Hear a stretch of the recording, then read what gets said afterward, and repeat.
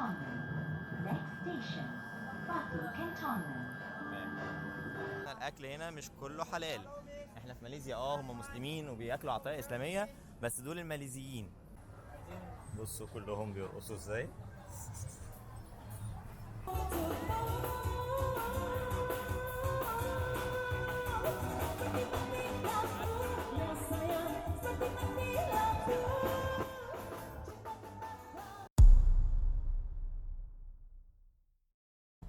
وصلنا مطار كوالالمبور. احنا طبعا جايين من لانكاوي، فاحنا دخلنا صالة الصالة اللي هي بتاعت الرحلات الدوميستيك. طبعا الحاجات الانترناشونال بتيجي من صالة تانية، فبتحتاج يعني لو انت عايز تتنقل جوه المدينة قدامك 3 حلول.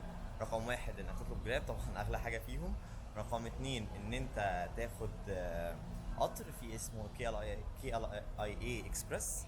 ده هياخدك لحد كي سنترال اللي هي المحطة الرئيسية بتاعتهم. ده بيبقى ب50 رينجت تقريبا. وفي ارخص حل ان انت تاخد باص للمدينه، بس ده طبعا بياخد وقت اطول بشويه، يعني تقريبا ساعه. هنأكد برضو ونقول لكم. والباص ده بيبقى 15 رينجت بس ليه مواعيد محدده، واخره الساعه 11 ونص بالليل، وبيتحرك كل نص ساعه. بيبقى ده برضو شكل الباص او التيكتنج سنتر بتاعه. وده الباص معانا اهو، هو الباص الاحمر ده اللي هو هتلاقي كي ال اي اي 2 لحد كي ال سنترال. هو صباح الخير، ونبدا اول يوم في كوالالمبور من الساعه 7 الصبح من مترو كوالالمبور. احنا دلوقتي راكبين الكي تي ام رايحين على مترو كيفز. الكي تي ام ده قطر الكهرباء هنا بياخدك من بره المدينه.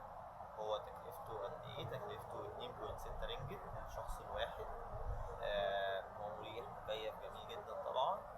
بس في تريكايه مهمه، انك علشان خاطر تركب الكي تي ام لازم تدفعوا الفيزا، لازم تعمل حسابك على حاجه زي دي. ان هو ما بيقبلوش كاش خالص، بيقبلوا فيزا بس. مش عارف لو احنا كان معانا الكارت اللي هو بتاع تاتش اند جو، في كارت اللي هو تاتش اند جو كنا اتكلمنا عنه ده ب 10 رينجت. الكارت ده هل كان هيدخلنا ولا لا؟ غالبا المفروض ان هو كان هيدخلنا، بس احنا لسه عشان خاطر واصلين الصبح بدري ومعناش كاش وكنا لسه عايزين نحول، فدفعنا على طول بالفيزا وقلنا بعد كده نبقى نحول يعني ونجيب الكارت. طبعا هنشوف اكبر تمثال هنا، او التمثال الضخم اللي موجود ده اسمه تمثال الاله موروجان. ده اله الحرب عند الهندوس، ويعتبر يعني باتو كيفز هي اسمها خدت الاسم ده من نهر باتو اللي موجود جنبها. وهي كيفز عشان هي طبعا كيفز، واتبنى عليها معبد هندوسي في 1891. من قبلها كانت هي مجرد بس يعني كهوف الناس بتلجأ ليها او بتدخل لها في المطره او كده. ودلوقتي بقت طبعا اكبر معبد هندوسي بره الهند او في ماليزيا. هنشوف دلوقتي. زي ما قلت لكم من فيديو لانكاوي، كلك لازم تقلع الشبشب حتى وانت داخل جوه المعبد او كده. شيء طبيعي يعني زي المساجد عندنا. وده تمثال الاله. و تمام. طبعا لما تيجي هنا حاول ما تشيلش اي حاجه غير شنطتك، عشان خاطر لو اي قرد من القرود دي شايف ان انت في حاجه مش ماسكها كويس او كيس او كده هيخطفه ويجري. حتى موبايلك خليك ماسكه كويس، الكاميرا احنا ماسكينها كويس قوي عشان خاطر ما يحصلش فيها حاجه. القرود هنا ما بتهزرش. احنا في الشارع دلوقتي مستنيين الباص، وجبنا كارت تاتش اند جو. الكارت بقى بيمشيك جوه اي مواصلات في كوالالمبور. باص، مترو، مونوريل، اي حاجه طبعا ما عدا يلا اي اكسبريس اللي هو بيروح المطار. الحاجات اللي هي مختلفه يعني. اي مواصلات عامه جوه المدينه بتدفعها تاتش اند جو. هو الكارت نفسه ب 10 رينجت، وبتزود عليهم بقى الاماونت اللي انت عايزه تحطه، بيبقى 10 رينجت كمان. هنشوف بقى كل رايد هتكلفنا كام ونتعامل معاها. وفي ابلكيشن كمان ليهم تاتش اند جو على الموبايل، ممكن تكونكت الكارت بتاعك بيه وتبدا تتابع البالانس بتاعك. ممكن تشحنه من عليه او تشحنه من اي سوبر ماركت. يعني احنا جبناه من 7 11 عادي. اي 7 11 تدخل او كي مارت، اي واحد فيهم تدخل تقول له انا عايز تاتش اند جو كارد، هو بيديهولك وبيعمل لك كل حاجه وبيدفعهولك ويعمل لك توب اب وكل الدنيا. ومن قلب المعبد الهندي الى قلب المعبد الصيني، يعني ماليزيا ما سابتش حد. عايز مسجد هتلاقي، عايز كنيسة هتلاقي، معبد بوذي هتلاقي، معبد هندوسي هتلاقي، وكلهم حاجات ضخمة جدا. مش بنتكلم في مجرد مبنى صغير. احنا وصلنا تين هو على حسب النطق. تمبل، معبد صيني اتفرج عليه. آه ده معبد اتبنى سنة 1989 ل 86. معبد بوذي لآلهة المية. طبعا في هنا بقى محلات سوفونيرز في كل حتة زي باتو كيفز بالظبط، بس احنا طبعا مش هنشتري اي حاجة علشان الاسعار بتبقى ارخص في وسط المدينة بكتير، يعني فرق شاسع. يعني هنا هتلاقي كمان مارج ريجستريشن اوفيس للصينيين او للبوذيين، الناس الديانة البوذية. ده المكان بتاع الجواز love you forever، وبقى عاملين ما نعرفش بصراحة ايه ده بس يعني ده المكان اللي احنا كنا بنتكلم عنه بتاع. وصلنا ميريديكا، اطول او تاني اطول برج في العالم، واطول برج طبعا في شرق اسيا. طبعا اطول برج بعد برج خليفة. يعني هو عادي سنتر من جوه كده شوية بتخشوا تلفوا فيه، صورتين حلوين وبس، يعني ما يزيدش عن كده. مفيهوش اي مجهود، يعني مفيش اي حاجة تعملها قوي. ممكن بقى تلف المنطقة حواليه. كيت بنتانج يعني ازحم حته في كوالالمبور واكتر حته شعبيه او لوكال في البلد، ممكن تزورها تتفسح يعني. شوف يا مرحب باهلنا مطعم رويال دريم للمأكولات العربيه. زي ما انتم شايفين، زي ما بقول لكم المطعم مكتوب اسمه بالعربي وبالانجلش، مش مكتوب اصلا حتى بالماليزي. هو خلاص كده احنا هم عارفين مين التارجت اودينس بتاعهم. وصلنا شارع جلان الور، يعني هو شبه النايت ماركت في لانكاوي بس على كبير بقى طبعا جدا جدا جدا، مفيش مقارنة اساسا. الدوريان بقى ابتدى بقى، يعني الدوريان كان موجود في لانكاوي بس ما كانش منتشر قوي، يعني مش باين قوي. هنا طبعا ابتدى يبان اكتر. الفروتس بقى زي ما كنا بناكل بالظبط، زي ما انا معودكم. البطاطس اللي احنا جربناها هناك الكبيرة اللي هي الكون، كورن دوج بقى طبعا. دي يعني شايفين البرج ده برج بطاطس، وطعمه حلو قوي يعني عموما يعني. بس مطاعم بقى الصينيه طبعا لازم نخلي بالنا ان احنا الاكل هنا مش كله حلال. احنا في ماليزيا هم مسلمين وبياكلوا عطايا اسلاميه، بس دول الماليزيين. اما هنا في اكل صيني، في اكل هندي، فلازم نتاكد قبل اي حاجه ان الاكل حلال. طالما اكل مطعم عربي فبنسبه كبيره بيبقى حلال. الماليزيين نفس الكلام، وهم هنا بيختموا على الحاجه، يعني اي حاجه بيبقى مختوم عليها بتبقى هي حلال خلاص يعني. جبنا عصير من هنا. احنا في لانكاوي كنا بنقول العصير ب 10 ل 12 على حسب الميكس 2 ولا 3. ده ميكس 3 ب 10 رينجت، وفي حاجات طبعا يعني في بقى حاجات واحد رخيصه ارخص من كده ب 6 و8 وهكذا. ده ميكس 3 ستروبري مانجو ودراجون فروت الثلاثه، وعاملين بقى مش الثلاثه مع بعض في خلاط، لا هم عاملين طبقات، فانت تشرب من اي حته تدوق الطعم اللي انت عايزه، او تخلص ده تدخل في اللي بعده وهكذا. فطعمه تحفه بصراحه. عندنا هنا الاخطبوط لايف بيتطبخ طبعا يعني انت بتختار السمكة او الحاجة اللي عايز تاكلها والكراب وكل حاجة تختارها، وهي بعد كده يطبخها او يشويها قدامك على الفحم زي ما انتوا شايفين. يعني كل حاجة في بقى هنا حاجات حلوة بتاعتهم بتبقى مقلية، في حاجات بتبقى معمولة على دي بتبقى معمولة على البخار بتاع المية، يعني ما بيسخنوا المية تحتها والبخار بتاع المية هو اللي بيطبخ الأكل. في بقى هناك حاجات مقلية ومشوية برضو. بناكل دلوقتي في مطعم، هو يعني احنا مش عارفين هو جنسيته ايه، بس هم كاتبين كل حاجه بالصيني وبالعربي وبالانجلش، او بالانجلش والصيني بالذات يعني، بس كاتبين مسلم وحلال، والناس كلها طبعا محجبين مسلمين يعني. طلبنا لهم ان شاء الله. ده عباره عن نودلز، هي دي السيجنتشر بتاعتهم، نودلز باللحمه. جايبين لنا طبعا السيرفيس. احنا حاليا في 7 11 في المول من المولات. عايزين بقى ناخد جوله في اسعار الحاجات اللي جوه السوبر ماركت او ممكن تشتري من السوبر ماركت. يعني اول حاجه عندنا وجبات الجاهزه. وجبات جاهزه زي دي مثلا باستا برونيز عامله 7.9 رينج 260 جرام، تاخدها تسخنها في الميكرويف على طول جاهزه يعني. في ايه تاني؟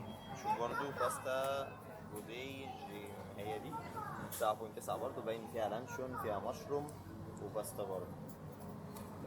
هنشوف برضو في حاجة تانية أسعارها مختلفة. باستا بولنيز برضو نفس الكلام. كاربونارا 8.9. في بقى ساندوتشات تشيكن سلايسز تشيز حلال، دي عاملة كام؟ تعالوا نشوف. عاملة 4.9 يعني 5 رينجت تقريبا. يعني 5 رينجت يعتبر 55 جنيه، مش هنقول ان هو ارخص سعر، بس عادي يعني لو هجيبه في السوبر ماركت يبقى نفس السعر. يعني هو بص، هو الاسعار زي مصر، عشان خاطر اللي بيقول لك الاسعار ارخص من مصر ومش ارخص من مصر، في حاجات ارخص، في حاجات يعني مثلا لو تأجر سكوتر في يوم هيبقى ارخص، لو مش عارف ايه في حاجات معينه كده هتلاقيها ارخص، بس الاسعار عاديه يعني، الاسعار هي زي عندنا. مثلا عندك اهو فرنش توست ايج مايونيز وتشيز، سندوتشين كده صغيرين مع بعض اهو، عاملين برضو 5.9 يعني 6 رينجت، يعني تقريبا 66 جنيه تقريبا. احنا دلوقتي في مطعم اسمه تشاينيز بيف روتي، ده يعني اكتر مطعم زحمه في جلان الور، هو قبل الدخله بتاعت الشارع على طول، بعد كده ماكدونالدز، هتلاقوه يعني، هو هتلاقي زحمه، مطعم عليه زحمه وناس كتير واقفه قوي بالطابور، هتعرفوا ان هو ده بيبيع. هما حاجتين بس، هو مطعم صيني بس مسلمين يعني، هما حتى كاتبين يعني عشان الناس تبقى مطمنه.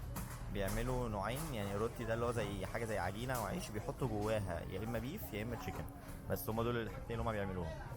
واحنا مش فاهمين ليه الزحمه دي كلها، وبعد كده بيحطوهم على النار هناك ورا التكييف ده ويبيعوهم. بس هي الفكره ان هو انت بتطلب الاوردر وتقف تستنى الاوردر بتاعك وتستلمه في ساعتها، فهم بيجهزوه يعني. هو لو راح الستور اللي ماشي ده خلاص بيجيب شويه اوردرز، هو ملوش علاقه في مين طالب، هم طول الوقت بيجهزوا عشان طول الوقت الحاجات عندهم بتخلص من كتر كميه الناس اللي بتبقى واقفه يعني.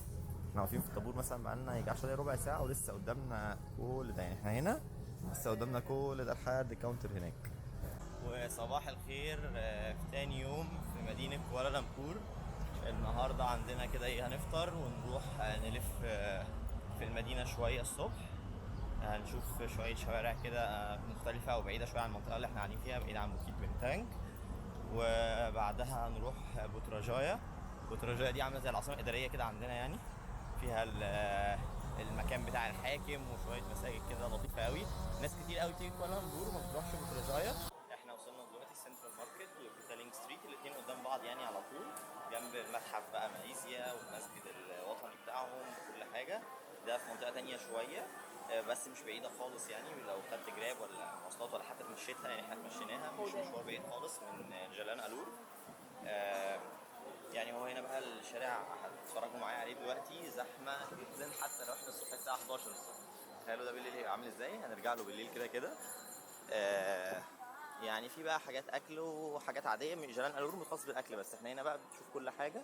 وفي بيتالين كمان هنشوف بقى مع بعض بالليل، هتلاقي في كل البراندز اللي انت عايز تشتريها، اي حاجه العتبه بقى من الاخر، العتبه بتاعتهم. هنشوف بقى الاسعار عامله ازاي فيه، هل فعلا رخيصه زي ما الناس بتقول ولا مش رخيصه. اتفرج برضه على كل حاجه هنا. وصلنا بوتراجايا، وصلنا مسجد بودرا او مسجد، يعني ده يعتبر كأنها زي ما قلنا العاصمة الإدارية بتاعتهم. ده كده شكل المسجد، هو مسجد كله لونه بينك، شكله تحفة بصراحة. احنا اصلا كنا بنصلي الظهر الأول، وبعد كده في ظهرنا بقى الناس السياح جايين أو كده، اللي هو الدخول السياحي أو كده، الناس بتتفرج بس. والمسجد بصراحة جميل، الاركتكتشر بتاعته رهيبة، هنتفرج عليه بقى من بره ومن فوق كل حاجة. في صالات كتير، وفي دايما الشاشة عليها بيعملوا دروس دينية، عاملين لها زي ماركتنج أو كده، بيعملوا المواعيد بتاعتها، حاجة جميلة بصراحة يعني، كبيرة أوي. وهنا معانا مكتب رئيس الوزراء، هو ده. طبعا ما ينفعش ندفع أكتر من كده. لو رحتوا من عند مسجد بوترا ودخلتوا كده على جنب المسجد، هتعرفوا تاخدوا فيو حلو ليه برضو أحلى من هنا كمان. ده طبعا المسجد اهو من بره من بعيد يعني، شكله جميل بصراحة. في هناك كوبري كده معلق على النهر، لو شفتوه هنبقى نصوره برضو. ميدان بقى بكل اعلام كل الديستريكتس اللي جوه ماليزيا، يعني علم ماليزيا في النص وكل الديستريكتس اللي جواه علمها حواليه. خلصنا مسجد البوترا او مسجد البينك باختصار، ووصلنا دلوقتي المسجد الحديد او ستيل موسك، اتفرج عليه. بس يعني هما كلهم اريا واحده يعني، انت بتراجايا ممكن تاخد الحته اللي هي الحتت اللي احنا محتاجين نزورها فيها، ممكن تاخدها كلها في ساعه وهتبقى جميله جدا، وبعد كده ترجع على كوالالمبور عادي تكمل يومك ولا كأن في اي حاجه. هنشوف دلوقتي الموسك.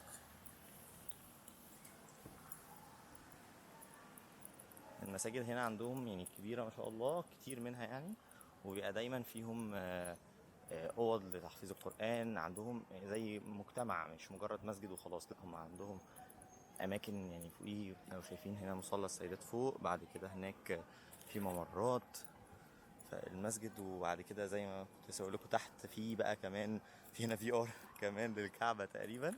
خلينا نشوف. مم. في هنا لمكة والهجرة والإسراء والمعراج وسيدنا عيسى وسيدنا موسى. 35 رينجت، 20 و10. الكواليتي بقى على حسب الكواليتي ودي ار ولا لأ. اوكي أنا ظاهر هناك. ايه؟ اوكي 1 win for free. اوكي let's try it. فزي ما كنا بنقول احنا خلينا نجرب الفي ار. هو بجد يا جماعه رهيب تحفه، خلينا نجربه دقيقه كده فور فري لو في اي حد عايز يجي يجربه. هو بجد جميل قوي، بيتكلم بياخدك زي في رحله عبر الزمن ويخليك تشوف بقى الهجره بتاعه الرسول، تروح مكه، الاسراء والمعراج، كل حاجه. بجد جميل جدا، الكواليتي بتاعته حلوه قوي وفي افكتس وبيتحرك بيك، بجد جميل جدا. وخصوصا لو معاكم اطفال او حاجه هيبسطوا بيه قوي. وفي كل اللغات، في انجلش في عربي، واللغه العربيه بتاعته كويسه فصحى يعني، فهتفهموها وحلوه قوي بجد، فانصح بيه جدا.